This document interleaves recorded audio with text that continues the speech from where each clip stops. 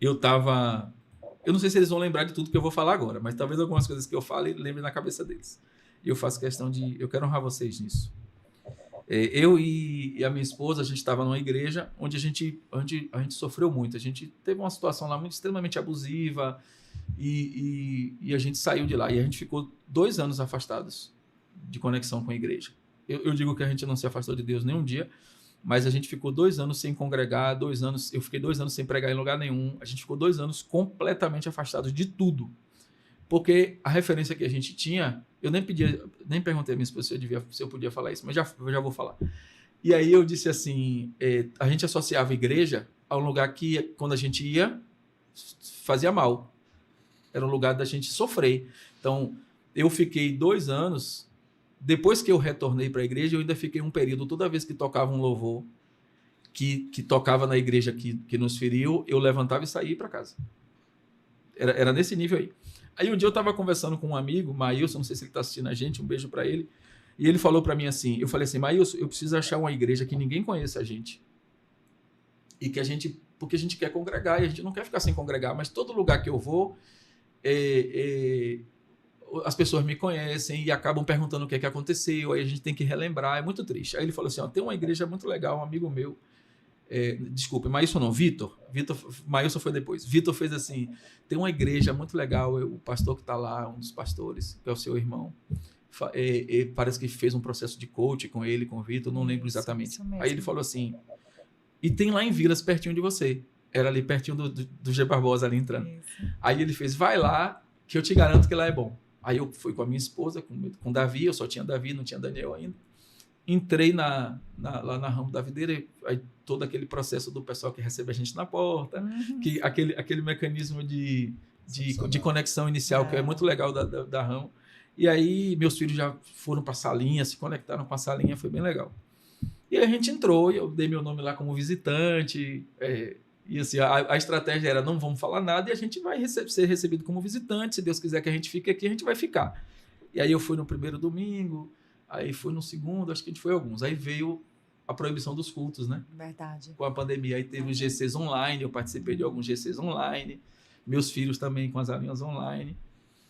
Aí depois eu tive a oportunidade de conversar com o pastor GS, não sei como ele, perdi o contato com ele depois, mas assim, enfim. Ele tá lá, tá firme e forte. E aí a gente foi seguindo. E aí, em um determinado momento, eu tive uma conversa com vocês no Shopping Paralela. Vocês lembram dessa conversa? Sim. E naquela conversa, eu falei assim, eu pedi a vocês que nos ajudassem, porque a gente queria estar congregando, mas a gente não queria que ninguém visse a gente como pastores. Não sei se vocês lembram dessa conversa. Sim. E eu falei assim, não, eu quero estar num lugar que ninguém chame a gente de pastor. Eu quero estar congregando, eu quero ficar lá na Ramo da Videira. E aí vocês falaram algumas coisas que ficaram gravadas na nossa cabeça. Uma delas foi assim, o importante é que você congregue. Fiquem com a gente. Eu estava sozinho, mas eu falava em nome da minha esposa também. Fiquem com a gente. Se Deus entender que vocês têm que ficar na Ramo, vocês ficam. Se Deus entender que vocês têm que ser pastores na Ramo, o tempo vai mostrar isso, vocês ficam. Se for só uma passagem, vocês precisam ter a melhor experiência possível lá, até Deus direcionar vocês para onde vocês têm que ir. E assim foi acontecendo. E aí a gente foi ficando. Depois eu tive a oportunidade de me conectar com outra igreja e tal.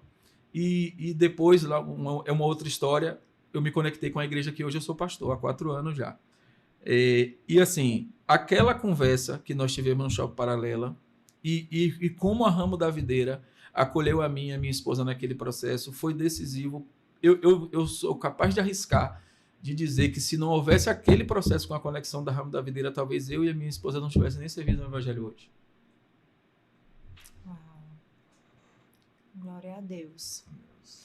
Eu queria compartilhar isso com vocês, porque a gente estava muito ferido naquela época. E a Ramo da Videira nos ofereceu um lugar de cura. Amém. Mas assim, sem se preocupar, a gente não era um número, a gente não se sentia um número lá. Eu falo porque assim, vocês tinham a informação prévia de que a gente estava ferido, vocês tinham a informação prévia de que éramos pastores, então poderia ter olhado assim, dizendo assim, não, eles são pastores, eles estão, vamos falar o que eles querem ouvir para eles ficarem aqui, porque é gente nova chegando. E a gente não viu isso, a gente viu um amor muito legal com a gente, assim, nós éramos estranhos, né? um amor muito legal com meus filhos, que para mim é a mesma coisa de me amar, né? Um amor com meus filhos. E eu sempre disse para minha esposa, eu falei, quando eu convidar pastor Sim e pastora Carol para o podcast, eu vou fazer questão de dizer isso ao vivo, porque naquele momento o Espírito Santo de Deus usou eles de um jeito tão especial que talvez eles nem tenham dimensão de como aconteceu. Assim, na minha casa, meus filhos sabem quem é pastor Sim e pastora Carol. Que lindo. A minha família sabe quem são vocês, porque meus pastores sabem quem são vocês, porque quando eu conto a história, eu não tenho como contar o meu testemunho de cristão, de pastor, sem contar como a Ramo da Videira e como o pastor Sim e o pastor Carol fizeram parte disso. Amém. Então, Amém. eu queria dizer isso, queria que Amém. ficasse Fica registrado feliz, né, aí. amor? Queria que ficasse registrado. Fazemos parte desse processo Agora de tá cura, registrado. de restauração, né?